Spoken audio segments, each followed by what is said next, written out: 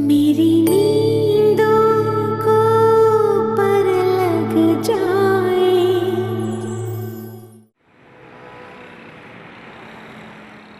तुम आज भी उतने ही खुदगर्ज हो जितने शादी से पहले थे। तुम मर्द लोग खुद को समझते क्या हो? मालिक हो इस दुनिया के, खुदा हो तुम। क्या क्या हो तुम? क्या हुआ है? क्यों इतना गुस्सा कर रही हो? हाँ, गुस्सा करने का हक तो सिर्फ तुम्हें ही है ना। तुम मुझ पर चीख रही हो, मुझे बुरा भला कह रही हो। मुझे बुरा नहीं लग रहा, मगर यार ये कोई शराफत तो नहीं है कि तुम मुझे मेरा कसूर बताए बगैर मुझे यूं बातें सुनाई चली जा रही हो। अच्छा, बहुत बुरा लग रहा है ना? सोचो तुमने भी तो यही किया है। रूमी की बात सुनी थी, उसे अपनी सफाई में कुछ कहने का मौका दिया था? नहीं ना। ये दो जिंदगियों का मामला था, बने बनाए घर को टूटने से बचाने की बात थी। मगर तुम क्या जाने, घर टूटते हैं तो कितनी तकलीफ होती है। गोरी क्या हुआ है तुम्हारे साथ? तुम बताती क्यों नहीं हो? तुम चलो मेरे साथ, प्लीज एक दफा रूमी से मिल लो। तुम्हारी बीवी है वो, तुम्हें उसका नाम किसी और नाम के साथ लेते हुए जरा भी शर्म नहीं आती? उसने मजबूर किया है मुझे। तुम सब मर्द शक्की होते हो। तुमने भी अपनी आंखों पर शक की पट्टी बांध रखी है। इस पट्टी को उतार के देखो, तभी सही और गलत में तमीज कर सकोगे। गोरी मैं रूमी के साथ नहीं, मैं तुम्हारे साथ जिंदगी गुजारना चाहता हूँ। तुम्हारे दिल में मेरे लिए कुछ नहीं है? नहीं, कुछ नहीं। ऐसा कुछ भी नहीं है जैसा तुम चाहते हो। मगर उस कामरान के लिए जो मेरा कजन है, अच्छी सोच रखती हूँ मैं। तुम प्लीज एक बार रूमी से जाकर मिल लो।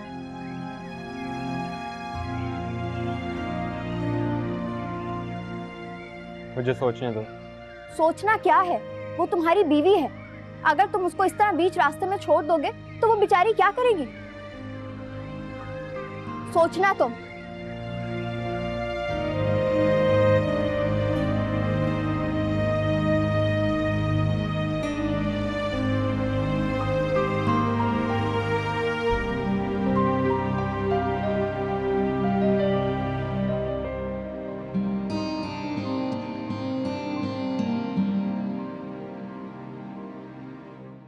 अस्सलाम वालेकुम।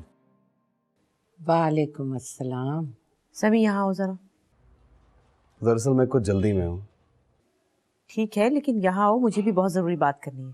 इन्हें बताओ कि हम गौहर को मजीद बर्दाश्त नहीं कर सकते। क्या मतलब? गौहर ने फिर कोई गुस्ताखी की? गुस्ताखी? हमसे गुस्ताखी करेगी? उसकी इतनी हैसियत नहीं है इस घर में।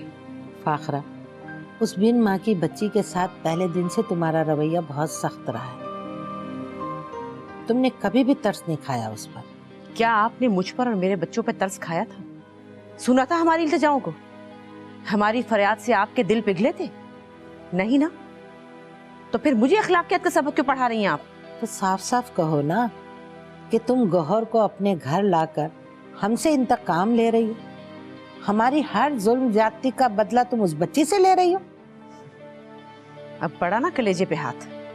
फाखरा, मैं तो खुदा लगती कहूंगी, तुमने इंतकाम लेने के लिए जिसका इंतखाब किया है वो तो पहले ही दुखों की मारी है। छोटी सी थी जब उसकी माँ का इंतकाल हो गया था। जानती हूँ, और आपने उसे ननिहाल को सौंप दिया। बता चुकी है गौहर मुझे। लेकिन आज आपको इस हाल में देखकर, उसके दुख पर अफसुर्दा होते देखकर मुझे अंदाजा हो गया है कि वह दूर रहकर भी आपको अजीज है, और उसके दुख पर आपके कलेजे पे हाथ पड़ा है। और यही मैं चाहती थी। कान खोलकर सुन ले, समी उसे तलाक दे रहा है। तलाक दे रहा है? अरे कुछ तो रहम करो उस बेकसूर पर। इतना जुल्म मत ढाओ। अगर जहन पर जोर देने की जहमत करें तो याद आ जाएगा, कभी ये जुल्म आप लोगों ने मुझ पर भी ढाया था। उस जुल्म का भुगतान भी तो भुगता है हमने। मैंने मजलूम की तरफ से आंख फेरकर जालिम ताकतवर का साथ दिया था। मगर तुम नहीं जानती फाखरा, उस जुल्म की सजा कितनी भयानक थी। ये सजा मेरे बेटे ने ही नहीं, हमारे पूरे खानदान ने भुगती है। अपनी शादी के तीसरे ही रोज बेटा सनी, तुम्हारा बाप एक एक्सीडेंट में माजूर हो गया था, चल फिर नहीं सकता था। वो बिस्तर से लगा तो सारा कारोबार बर्बाद हो गया। वो औरत जिसके इश्क में अंधा होकर तुम लोगों से उसने ताल्लुक तोड़ा था, वो 2 महीने भी उसके साथ नहीं गुजार सकी, छोड़कर चली गई। और तुम्हारे बाप ने जिंदगी के आखिरी दिन बिस्तर पे लाचार पड़े तुम लोगों को याद करते बेबसी से रोते चिल्लाते गुजार दी। हम भी इस जुल्म में शरीक थे। हमारे घर में खुशहाली फिर कभी नहीं आई।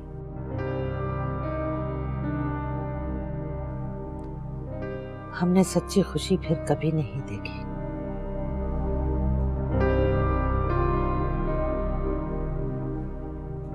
कभी नहीं देखी।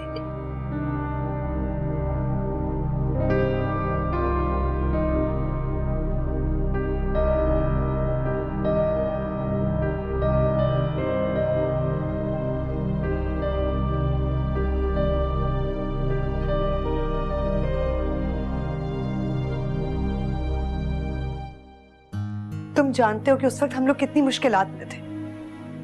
तुम्हें जॉब नहीं मिल रही थी और तुम बीमार भी पड़ गए थे। असफर मेरा चचाजाद भाई है, अगर वो मेरी हेल्प के लिए नहीं आता तो सोचो हमारा क्या होता। तो इस हेल्प के पीछे उसकी कोई गर्ज होगी, तो इसके बगैर कोई किसी की मदद नहीं करता। वो मेरे भाइयों की तरह है कामरान, और तुम कहो तो मैं अभी तुम्हारी उससे बात करवा सकती हूँ, लेकिन तुमने जिस अंदाज में उसके बारे में सोचा है ना, वो भी खफा है तुमसे।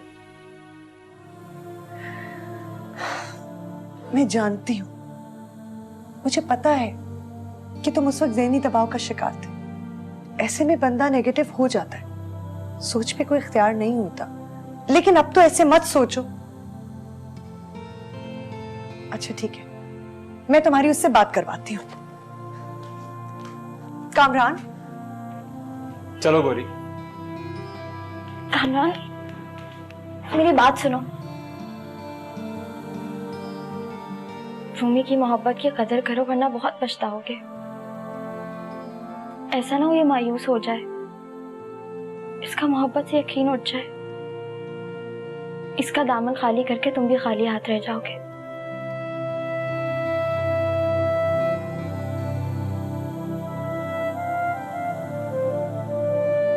ऑफिस से आते ही उसे लेकर निकल खड़ा हुआ। मुझे तो बताने की जहमत भी गवारा नहीं की, बस इत्तला दी कि आज रात का खाना हम काशफा आंटी के घर खाएंगे। इन दोनों को कोई परवाह नहीं, इस घर में कुछ भी होता हो। ये गौहर भी इंतहाई हट धर्म और जिद्दी लड़की है। मैंने सोचा था जब दादी को ये बताएगी कि तुम उसे अपनी जिंदगी से दूर कर रहे हो तो उल्टे कदम वापस आ जाएगी, मगर इन लोगों को रिश्ते टूटने से कोई फर्क नहीं पड़ता। छोड़े उसकी बात मत कर। क्यों? उसकी बात क्यों ना करूं? समी, अब तुम भी बदल रहे हो, तुम भी हसीब की तरह सोचने लगे हो। अम्मी, अगर मैं हसीब की तरह सोचता तो मैं तलाक देने का ना फैसला करता। जब उसे जाना ही है तो फिर हम उससे कोई उम्मीद क्यों लगाएं? अच्छा छोड़ो, जाती है तो जाए। मैं तुम्हारे लिए इतनी खूबसूरत लड़की ढूंढूंगी जो तुम्हारे साथ अच्छी लगे। मुझे कोई शादी नहीं करनी है। क्यों? क्यों नहीं करनी? दिमाग तो खराब नहीं हो गया तुम्हारा? आप यही समझ, दिमाग खराब हो गया। माफी चाहता हूँ अम्मी, लेकिन ये मेरा अतल फैसला है। अम्मी, मैं बहुत थक गया हूँ। मैं और किसी आजमाइश में नहीं पड़ना चाहता।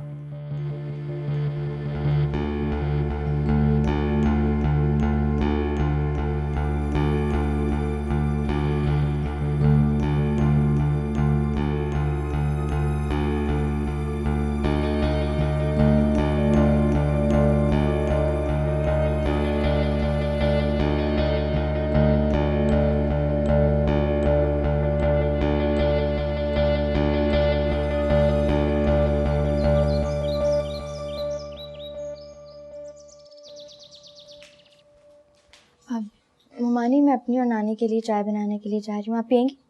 मुझे तुमसे एक ज़रूरी बात करनी है गौरी। जी कहिए। तुम रूमी को तो मना कर ले आई, अपने बारे में क्या ख्याल है?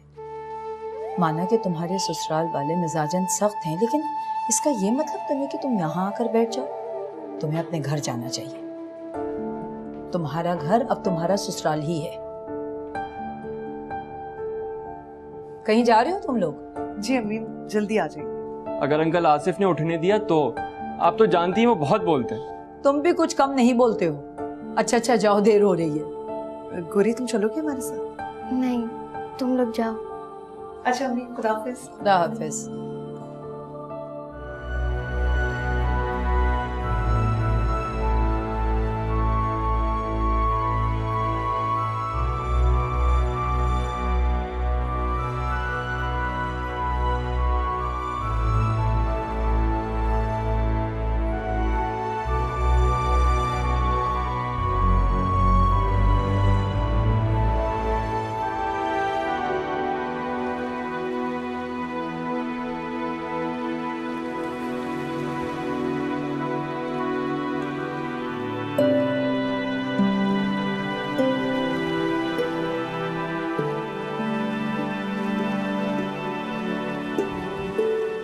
सारा, तुम क्या चाहती हो?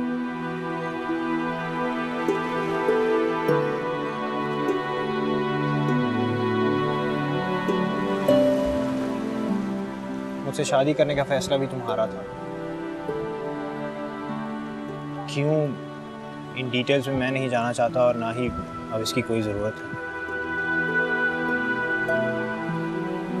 मैं समझता था कि तुम मेरे साथ मिलके मेरे घर के माहौल को बेहतर करने में मेरी मदद करोगी। हसीब प्लीज, रहने दो इस लेक्चर को। तुम इस घर में अपनी मर्जी से रहती हो, अपनी मनमानी करती हो और फिर भी तुम नाखुश हो। जो तुम चाहती हो मुझे बताओ। अगर तुम मेरे साथ नहीं रहना चाहती तो भी बताओ। क्या बताऊं? मुझे खुद नहीं पता। तो फिर इस तरह नहीं चल सकता। मैंने बहुत सोचा है इस बारे में। मैं अपनी फैमिली से अलग नहीं रह सकता। अगर तुम्हें मंजूर है तो मुझे खुशी होगी, और अगर नहीं तो इस बार भी फैसला तुम्हारा ही होगा।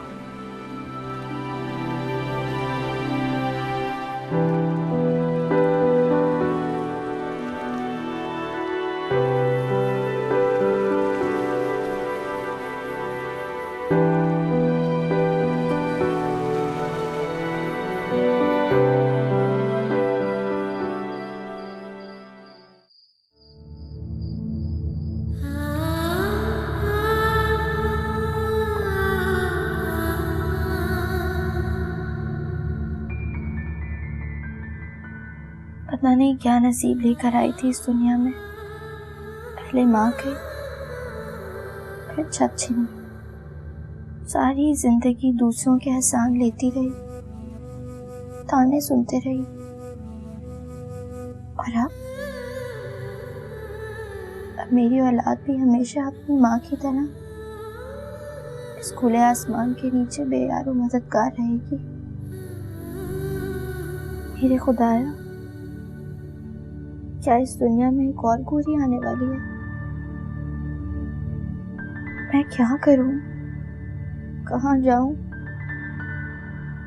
पापा से बात करती हूँ, वो मेरी मदद जरूर करेंगे। आखिर मैं भी तो उनकी औलाद हूँ।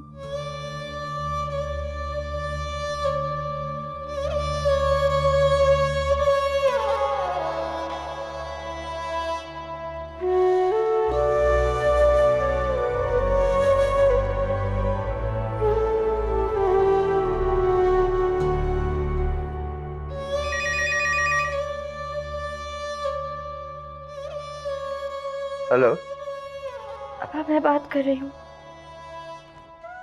कौन है आप? क्या मुझे आपके घर में पनाह मिल सकती है? हमेशा आपकी एहसानमंद रहूंगी, कोई हक नहीं जताऊंगी। आपकी बीवी की और आपके बच्चों की खिदमत करूंगी। गौर, फाखरा भाभी ने अम्मा को कराची बुलवाया था। वो अम्मा को बता चुकी हैं। उन लोगों ने तुमसे हर किस्म का ताल्लुक तोड़ने का फैसला कर लिया है।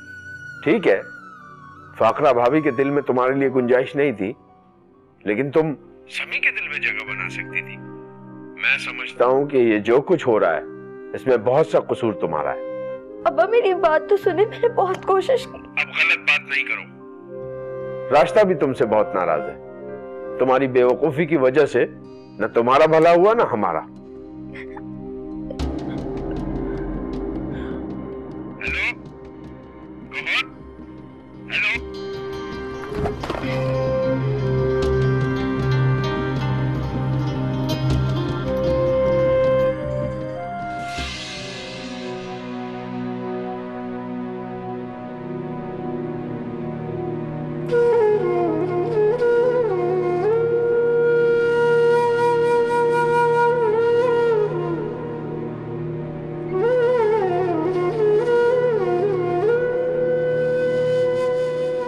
फाखरा, उस बिन माँ की बच्ची के साथ पहले दिन से तुम्हारा रवैया बहुत सख्त रहा है।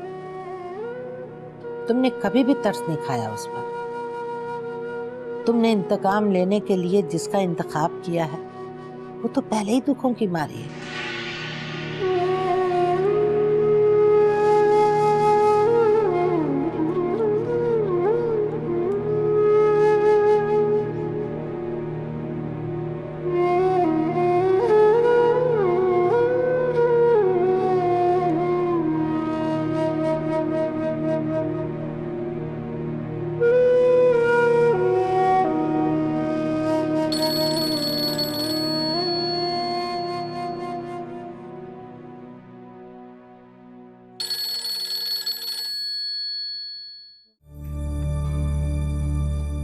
अम्मी, अम्मी।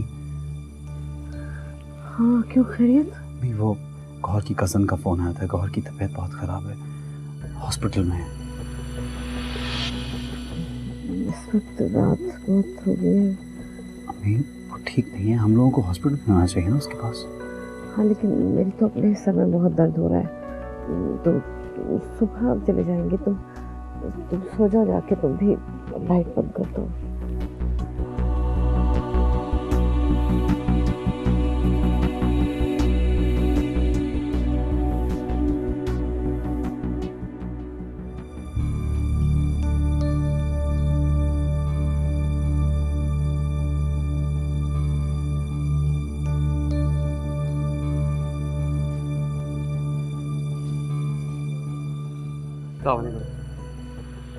वालेकुम अस्सलाम।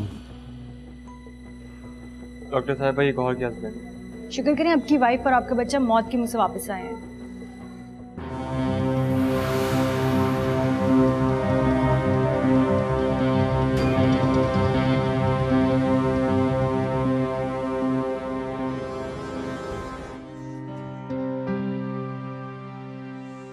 अस्सलाम वालेकुम। वालेकुम अस्सलाम। आओ बेटा बैठो। नहीं नहीं, प्लीज़ बैठिए। तबीयत कैसी है उसकी? बस बेटा दवाओं का असर है, सो रही है। सब कुछ मेरी वजह से हुआ है। मेरे साथ मेरे घर में खुश नहीं है ये। ऐसी बात नहीं है, ये तुमसे बहुत प्यार करती है, तुमसे बहुत मोहब्बत है इसे। अस्सलाम वालेकुम। कैसी तबीयत है गुरी की? दुआ करो बेटा। वैसे डॉक्टर तो बहुत पुरुम्मीद है। मैं तो हर वक्त दुआ करती हूँ दादी। गौरी ने जो मेरे लिए किया है मैं कभी भूल ही नहीं सकती। दादी आप घर जाइए, रेस्ट कीजिए, मैं हूँ गौरी के पास। नहीं बेटा, घर में जाकर मैं बेचैन रहूंगी, मुझे इसी के पास रहने दो। दादी कामरा नीचे कार में आपका वेट करें, जाइए। और फिक्र की बात नहीं है, समी भाई भी यही है, जाइए आप। अच्छा बेटा, अल्लाह क्या बात है।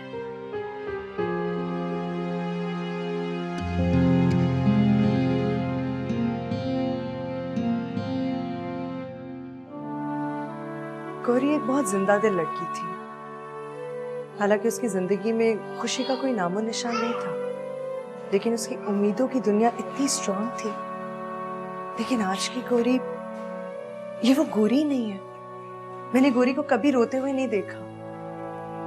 आपको पता है समी भाई, मैं और गौरी कभी दोस्त नहीं रहे, लेकिन उसने वो सब किया जो कोई दोस्त भी नहीं कर सकता।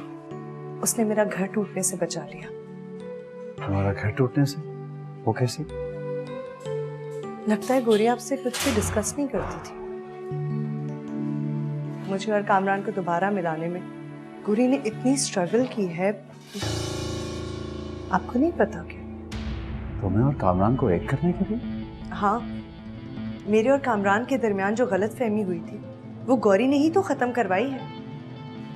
बज़ाहिर इतनी लापरवाह सी लड़की दिखाई देती है, लेकिन दिल की बहुत अच्छी है वो। उन्हें भी माफ कर देती है जिसने कभी उसके साथ कोई भलाई ना की हो।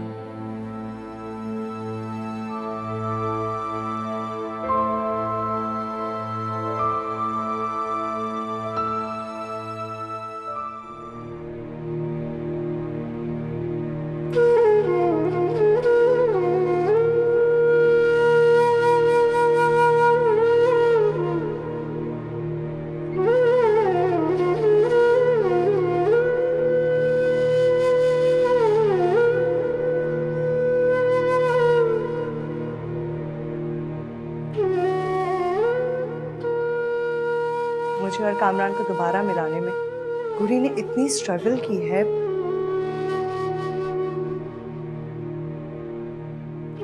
मेरे और कामरान के दरमियान जो गलतफहमी हुई थी वो गौरी ने ही तो खत्म करवाई है।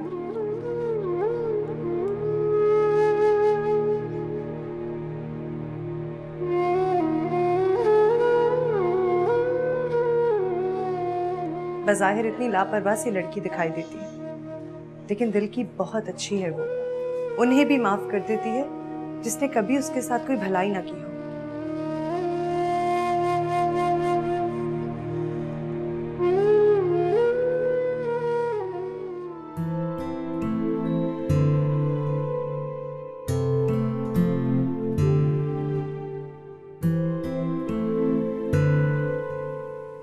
मुझे माफ कर दो गौरी, मैं बहुत तकलीफ पहुंचाई।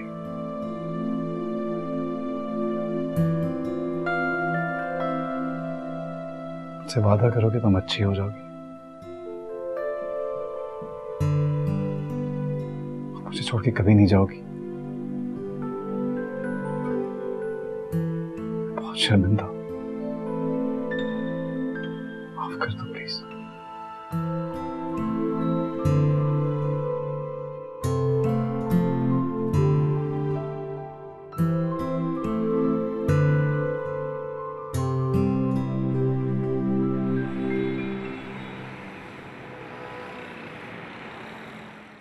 ज्यादा नहीं पिलाऊंगा, बस थोड़ा सा और पी लो। शाबाश, चलो। क्या हो गया? आप मेरे लिए मत परेशान हुआ करें नानी, बीमार पड़ जाएंगी। अच्छा, तो फिर तुम हर फजूल सोच को ना झटक कर घर आ जाओ, मेरी फिक्र भी खत्म हो जाएगी। घर? कौन से घर नानी? मेरा तो कोई भी घर नहीं है। मैं तो इतनी बुरी हूँ कि कोई भी मुझे अपने घर रखने के लिए तैयार ही नहीं है।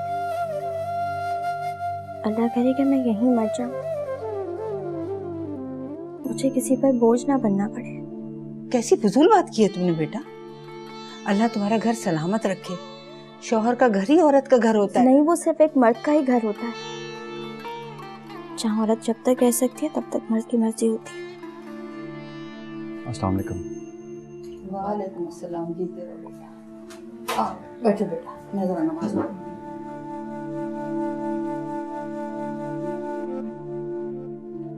लगता है तुम्हें हॉस्पिटल कुछ ज्यादा ही पसंद आ गया। तुम ठीक होना ही नहीं चाहती। बेकार सोचे पाल रखी तुमने ज़हन में, और अपने साथ साथ हमारे बच्चे को भी परेशान कर रही हो। आपको अगर मेरी वजह से परेशान होना पड़ा है तो मैं माफी चाहती हूँ। तुम्हारी माजरत तभी कबूल होगी जब तुम फजूल की सोचे पालना छोड़ दोगी। आपको क्या लेना देना मेरी सोचों से? भूल गए रास्ता जुदा करने का फैसला कर चुके। मैं इस फैसले से क्या होता है? रास्ते तो अब भी एक ही। क्या तुम मुझे माफ नहीं कर सकती? मैं मजीद ख्वाबों में नहीं जी सकती। आप शौक से अपने फैसले पर अमल करें। अल्लाह की इतनी बड़ी दुनिया है, मेरी और मेरे बच्चे की कहीं ना कहीं जगह निकल ही आएगी। गोली सिर्फ एक बार, एक बार मुझ पर भरोसा करके देखो प्लीज। अब तो मैं खुद पर भरोसा नहीं कर सकती, फिर आप पर भरोसा कैसे करूं?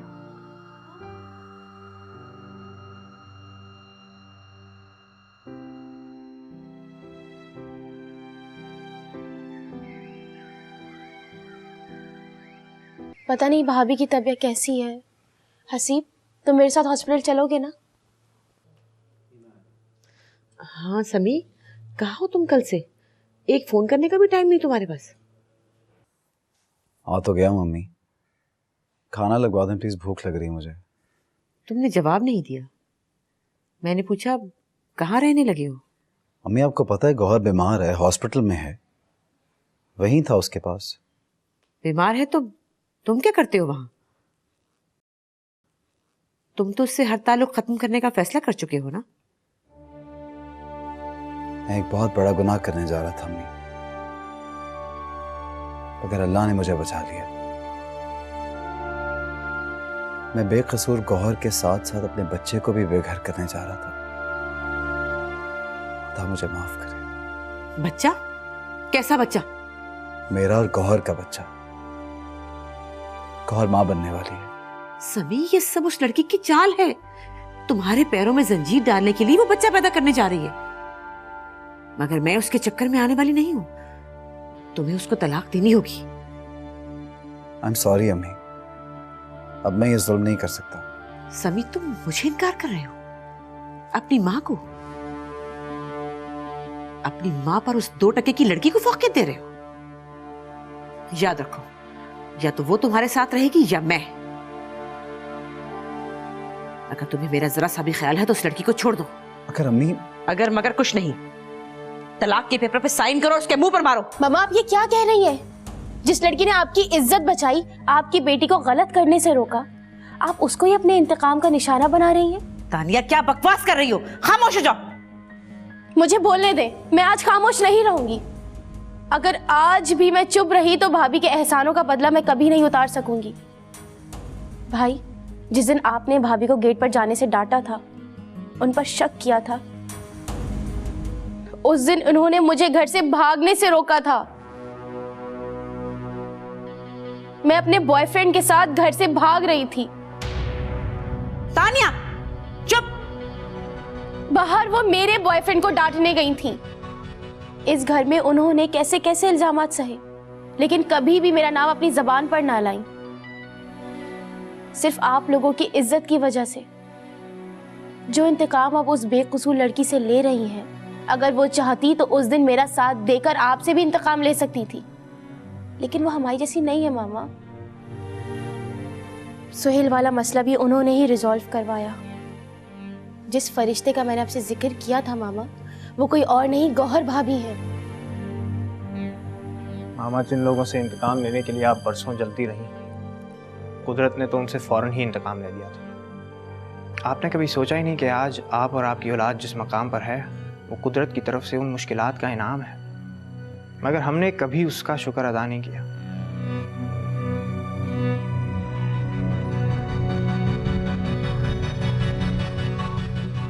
बेगम साहिबा, मैंने इस खानदान का नमक खाया है।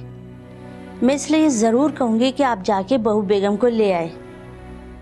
अभी तो आपके आंगन में फूल खिलने वाला है। इससे बड़ी और क्या बात होगी बेगम साहिबा कि आप दादी बनने वाली हैं।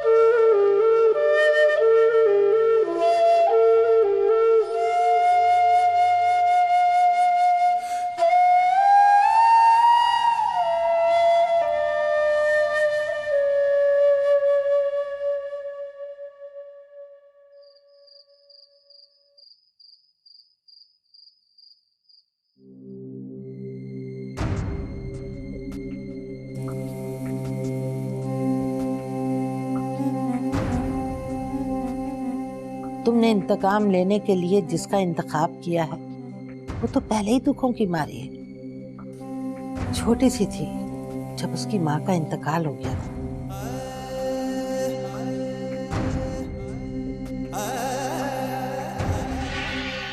मैंने मजलूम की तरफ से आंख फेरकर जालिम ताकतवर का साथ दिया था।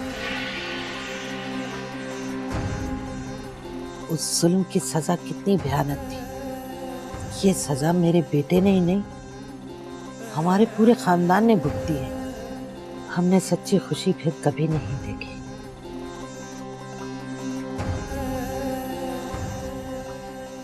मैं कैसी बदकिस्मत औरत हूँ, खुशी मेरे दर पर दस्तक दे रही है और मैं दरवाजे बंद किए बैठी हूँ। मैं दादी बनने वाली हूँ और अपने ही खून को धुतकार रही थी, जैसे सोलह बेगम ने मेरे साथ, मेरे बच्चों के साथ और शायद गौहर के साथ भी किया। तुम जीत गई गौहर, मेरी नफरत हार गई।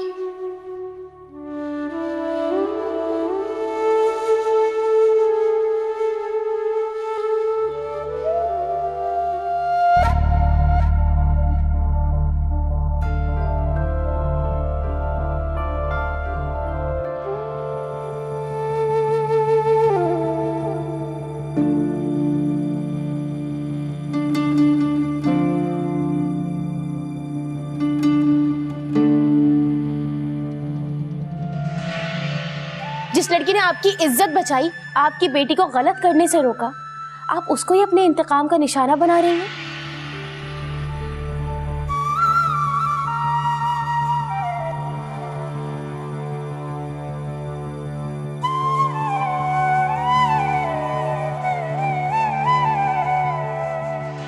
अगर आज भी मैं चुप रही तो भाभी के एहसानों का बदला मैं कभी नहीं उतार सकूंगी।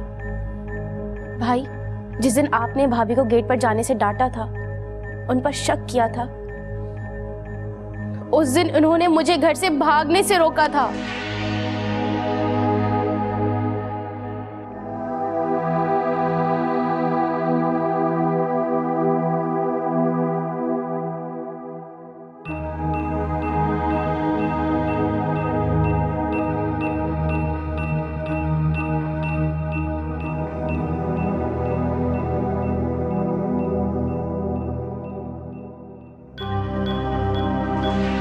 इस घर में उन्होंने कैसे कैसे इल्जामात सहे, लेकिन कभी भी मेरा नाम अपनी जबान पर ना लाई।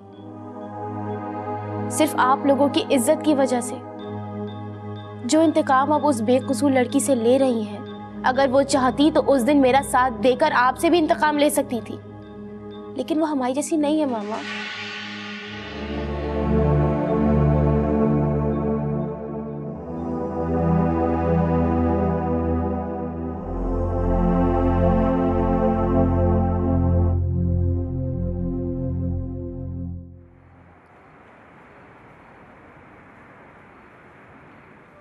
क्या बात है बेटा, परेशान हो?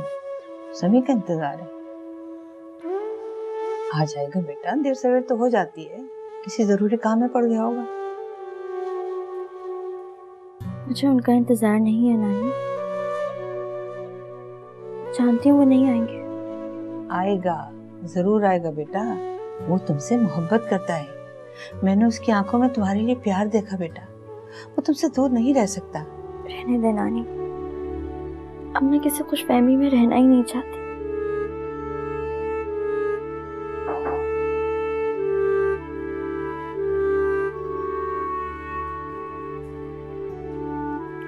अस्सलाम वालेकुम।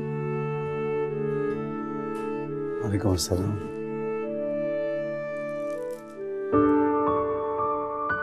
कैसी हो?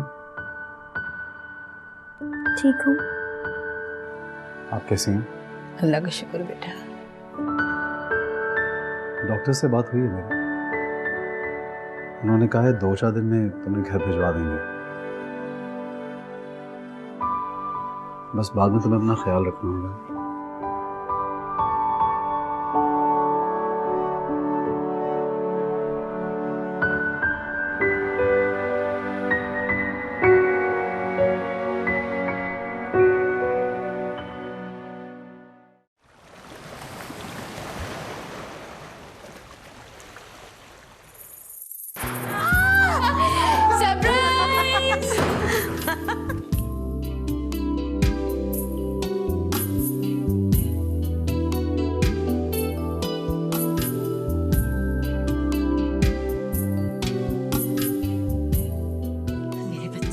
ये लो शाकरा।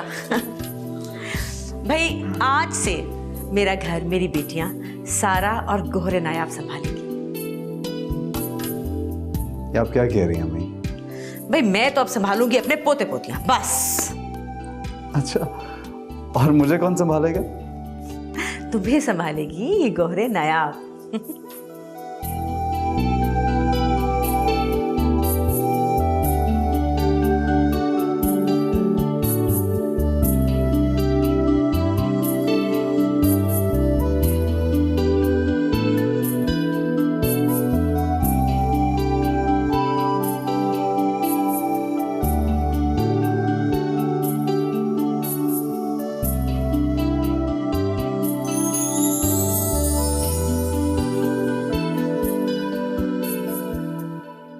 मेरी